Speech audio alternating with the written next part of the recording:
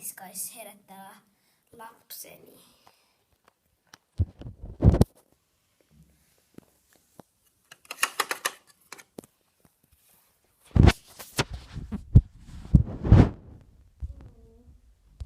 Tekisin meitä niin hyvää ruokaa lapsilleni.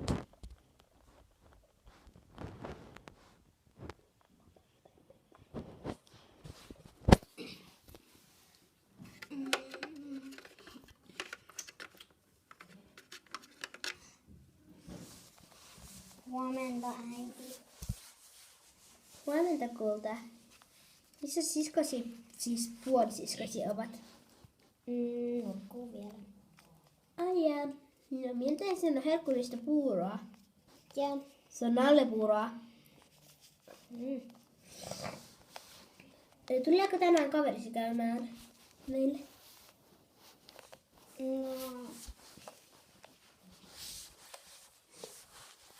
en mä oikein vielä tiedä. Hyvä on. Mutta sinua ei kai haittaa, jos minä vähän olen juouksissa, kun minä vähän juon kaljaa tällä hetkellä. Okei. Okei, hyvä on. Minä juon vähän kaljaa. Joten me voit mennä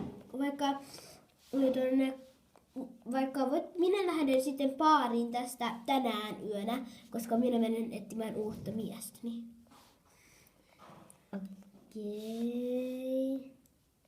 Okei.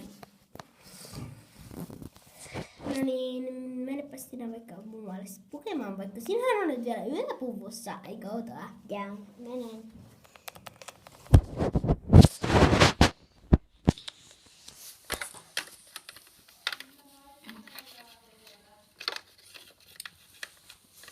Noin. Mennään